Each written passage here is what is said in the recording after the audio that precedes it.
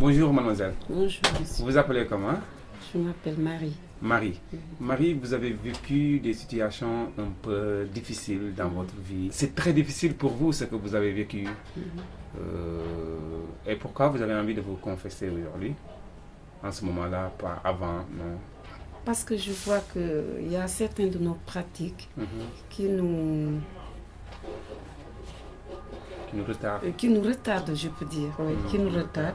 Pour moi, peut-être pour les autres, ça les arrange ou bien c'est normal qu'ils le fassent, mais moi je vois que c'est pas. Je ne vois pas l'importance ni l'intérêt de le faire parce que en ce moment, je peux dire que maintenant il y a plusieurs maladies et il y a des choses, des pratiques qu'on fait. Ces pratiques-là, pour moi, il vaut mieux les éliminer. Donc voilà. vous avez été victime de ces pratiques, oui, effectivement. Par exemple, la concision, on va dire. Ouais. Vous l'avez vécu tardivement, c'est ça d'ailleurs votre problème. Oui, l'excision. On me l'a fait à l'âge de 19 ans. 19 ans. Oui. Et comment ça s'est passé? En tout cas, depuis ce jour, je peux dire que je me sens vraiment... On peut mutiler une partie de vous. Voilà, me manque beaucoup, énormément. Je ne me sens pas la même quand j'avais mes 18 ans, jusqu'à cet âge, 19 ans. Vraiment, pour moi, chaque jour, vous revivez encore la situation. Je le vis, oui, la même situation. Parce que vous, pourquoi vous ne l'avez pas fait avant et jusqu'à 18 ans, après on vous fait... Oui, c'est ce que je viens de dire tout à l'heure. J'ai grandi dans une famille et cette famille-là, chez nous là-bas, on ne le fait pas. Ouais. Et c'est quand j'ai rejoint la famille paternelle qu'on m'a fait cela. Je ne m'attendais pas. Franchement. Et donc on vous a pris comme ça, un jour, un beau jour, on vous amène voir une femme. Il n'y avait pas de précaution surtout? Non. Et le jour-là, c'était difficile, vous avez beaucoup saigné? Oui, beaucoup. J'ai beaucoup saigné. Pendant 3 jours. Pendant 3 jours? Oui. Il y avait à peu près 3 femmes autour de vous? Une dizaine de dames. Une dizaine de dames qui vous ont entouré et vous ont tenu? Oui. Et est-ce que vous avez eu le temps de voir les matériels qu'ils ont utilisés? Non. Ils ne m'ont pas montré cela, je n'ai pas vu. Parce qu'ils ont attaché? Oui, ils ont caché. Ils ont attaché des... Mes yeux, oui. Et après, ils ont mis quelque chose dans ma bouche, comme un fleur, je ne sais pas, pour que quand je crie, voilà, les gens n'entendent pas. C'est comme ça qu'ils m'ont fait. Et c'était au village? Oui, c'était au village.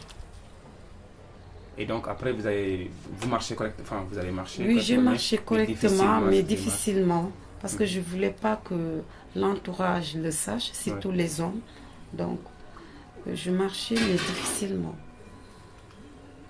Et donc, vous parlez de ces pratiques-là où effectivement, dans votre village, on ne faisait pas, enfin, le village de votre maman? Oui, on ne le faisait pas. Et on ne fait pas ça, on ne connaît pas ce genre de pratiques. Donc, vous avez dans un autre village? Oui, dans un autre village. Parce que pourquoi c'est quoi qui les a poussés à faire ça? D'après elles, elles disent que c'est l'islam, je ne sais pas. C'est recommandé par l'islam. D'après eux, oui. Mais moi, je ne vois pas parce que... comme par exemple, je prends l'exemple chez les Libanais, les Marocaines, Égyptiennes et autres. Ces femmes-là ne font pas ces choses-là. Et pourtant, c'est des pratiquantes, c'est des femmes qui pratiquent. Et en fait, ils vous voyaient comment avant les sions? Ils vous voyaient que tu étais impur, c'est ça? Oui, voilà. On te dit que quand une femme ne fait pas ça, tu es impur, tu prépares à manger, les gens ne mangent pas. Ou bien quand il y a un regroupement des femmes, tu ne t'approches pas de ces femmes-là parce que tu n'as pas été excisée. Donc c'est ça leur motivation, oui, c'était ça? Des fois même, la femme même est obligée de dire, donc j'accepte pour qu'on me le fasse. Parce que tu étais mis à l'écart. Voilà, à l'écart. D'accord. Tu ne vas pas avec ces femmes-là. Partout où elles vont, tu ne les suives pas parce que tu n'as pas été excisée. D'accord, donc c'est ça qui les a motivés, qui a motivé ta tante à t'amener voir une dame. Voilà, c'est ça. Et donc c'est vraiment difficile jusqu'à aujourd'hui. C'est difficile jusqu'à présent. Ouais, ça fait des années, mais... Tu n'arrives pas à oublier. Je ne peux pas oublier, c'est pas possible.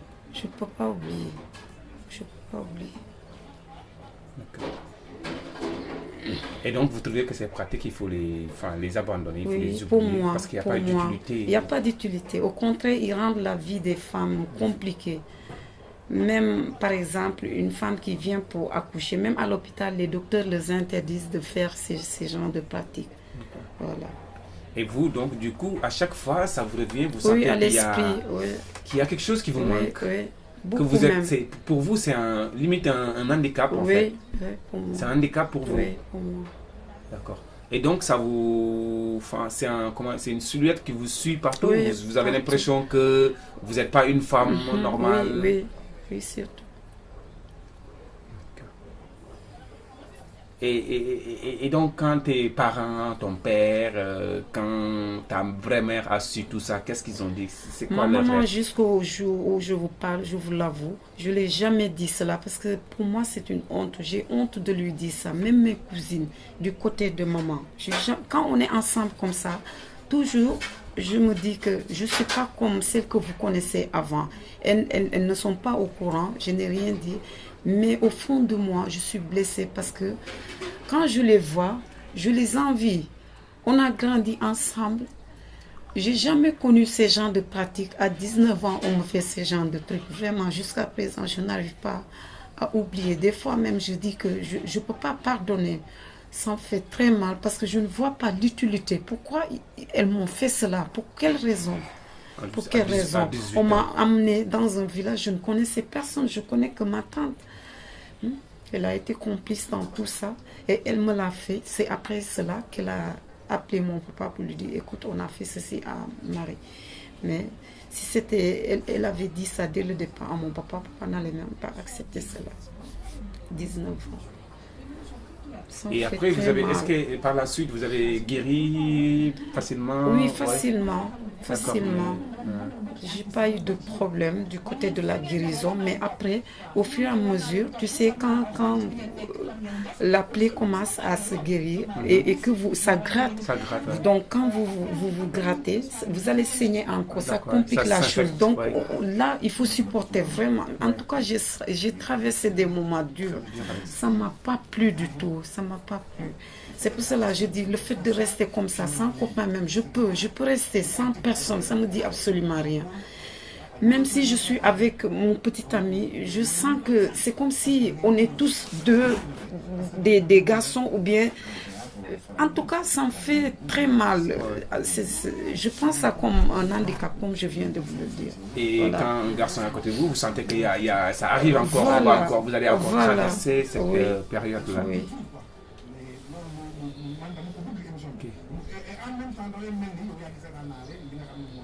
Mais et c'est vrai que c'est difficile. Je vais vous poser encore une autre question parce que vous m'avez dit, là c'est quelque chose que vous avez traversé, c'est très difficile. Mais par la suite aussi, après vos 18 ans, vous avez encore traversé une autre épreuve. Qu'on pouvait appeler viol ou enfin autre chose, hein, c'est viol plus ou moins quoi. Donc vous avez connu un garçon. C'est ça, donc un Français, un Blanc. Oui, que j'ai rencontré. Vous l'avez rencontré, oui. Qui travaillait dans l'aviation, c'est ça, française. Oui. Qui est venu ici. C'était pour la première fois qu'il vient ici à Dakar. Et je l'ai connu par l'intermédiaire d'une de mes copines. Elle me l'a présenté. Et dès qu'il m'a vu, il s'est intéressé à moi, mais moi, de mon côté, je n'étais pas du tout. Parce que je vous dis que dès qu'un homme s'approche de moi, moi je me dis, moi je ne peux pas être ensemble avec cette personne parce que je ne veux pas cette personne découvre ce qui est en moi. Je cachais tout le temps cela. Même quand j'avais des problèmes, règles douloureuses et autres, pour aller à l'hôpital, pour moi, c'est une honte. Une fois j'ai été à l'hôpital, il y avait les gens faisaient la queue pour venir se consulter. Mais quand mon tour est arrivé, j'ai laissé une dame pour qu'elle passe. Elle m'a dit, mais vous êtes venu avant moi. J'ai dit, oui, je sais, allez-y, je ne suis pas pressée. Jusqu'à 3 personnes. Et la quatrième, quand elle est venue, je me suis dit, attends, je vais partir. Donc je suis partie et quand je suis rentrée dans son cabinet, je n'ai pas voulu me laisser faire parce que pour moi c'est une honte. Je ne voulais pas qu'il me voie tel que je suis. Et il m'a dit, il y a beaucoup de personnes, beaucoup de patientes, donc si vous ne voulez pas, il vaut mieux de rentrer, sortez. Donc vu la douleur que je sens, les douleurs, je dis, je vais rester, il va me consulter. Et je suis restée. Ce jour-là, il a su pour quelle raison, à chaque fois quand je viens chez lui, pour quelle raison je me comportais ainsi.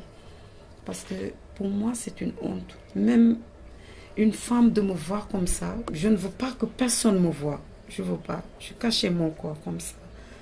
Voilà. Et donc ce garçon-là, donc il vous a amené chez lui, il vous a invité chez lui. Oui, il m'a invité chez lui. Ce qui m'a beaucoup fait mal, je ne me suis pas donné comme je devais le faire. Parce qu'il a fait des choses qui ne m'ont pas plu et c'est comme ça qu'il m'a eu. D'accord. Voilà. Donc pour parler cru, pour parler concrètement, il vous a servi à boire. Oui. Et à l'intérieur, il a mis quelque chose et vous êtes endormi. Oui. Et donc, au lendemain, vous vous êtes retrouvé qu'il avait abusé de vous. Oui. Et aussi, ça vous a fait mal encore. Oui, ça m'a fait beaucoup mal. Vous avez saigné. Beaucoup, oui. Et donc, il était dans des difficultés, ce garçon-là. Oui. Enfin, il était gêné. Oui. Et donc, il vous a ramené. Par contre, il a eu un comportement par la suite, enfin, voilà. bien. À la fin, quoi. Quand même, il a fait quelque chose de mal. Oui. Mais il ne m'a pas... il ne m'a pas abandonné comme les autres le font, je peux dire. Parce qu'il est venu s'excuser devant ma famille, ma tante, je peux dire. Et après, il a fait un geste, bien vrai qu'on ne voulait pas prendre cela, mais si on ne prend pas aussi, je peux dire qu'on va perdre deux fois. On a pris, mais après cela, il m'appelait au téléphone presque tous les soirs parce qu'il m'a dit, on ne sait jamais, je peux venir là-bas. Mais après ça, on s'est perdu de... J'ai pas de ces nouvelles jusqu'au moment où je vous parle. Mais moi, je ne peux pas l'oublier non plus. D'accord. Donc, ça fait deux épreuves très difficiles. Oui, difficiles dans une vie de femme, oui. c'est très difficile. Oui. Et ce garçon, vous l'avez pardonné, vous l'avez oublié, vous avez envie quand même parfois de vous dire, il faut aller à la justice, parfois non. Oui, je l'ai pardonné. Je l'ai pardonné parce que peut-être il n'a pas cru. Quand vous disiez que vous étiez vierge, que vous connaissez... Oui. Voilà, il n'a pas cru. Donc, par curiosité, il l'a fait. Et il s'est rendu compte que voilà, c'était vrai. Voilà.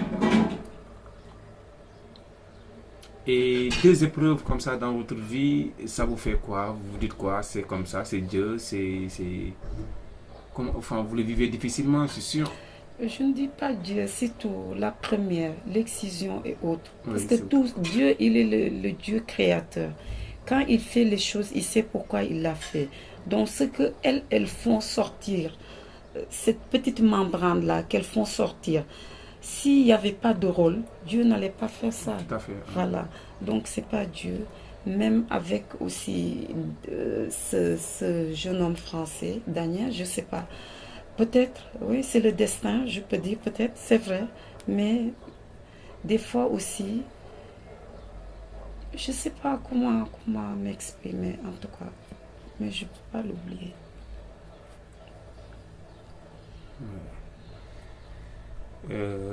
Oui, et donc là, comment vous allez faire? Vous pensez comment pour aborder une autre vie, trouver un copain, oser faire de l'amour, oser avoir des enfants? Est-ce que vous pensez que c'est possible, vous, dans votre vie après? Vous n'avez pas encore le courage? Je n'ai pas ce courage-là, mais peut-être ce que je prie, c'est de rencontrer quelqu'un qui va m'aimer tel que je suis, comme il me trouvera. Voilà. Qui va vous comprendre? Oui, qui va me comprendre. Mais c'est pas... peut-être c'est la société, mais qu'est-ce qui vous fait dire que c'est un handicap pour vous? C'est pas un handicap, c'est vrai que ça arrive, c'est difficile. Mais peut-être la société aussi fait que ça vous fait comme si vous êtes la fille qui est esquissée. Pourquoi vous sentez que c'est un handicap alors que ça peut arriver? Ça a été un traumatisme, ça vous a traumatisé? Voilà, ça m'a traumatisé, beaucoup même. Bouleversé ma vie. En tout cas, des fois, j'oublie, mais je peux pas, c'est pas possible. Surtout quand je suis avec mes cousines du côté maman, voilà. Quand vous sentez qu'ils n'ont Voilà, pas fait ça. voilà, Ouais. je peux pas. Je peux pas oublier. Mais quand je vais, par exemple, chez mon papa, je sais que c'est leur pratique, ils font ça. Mais chez nous,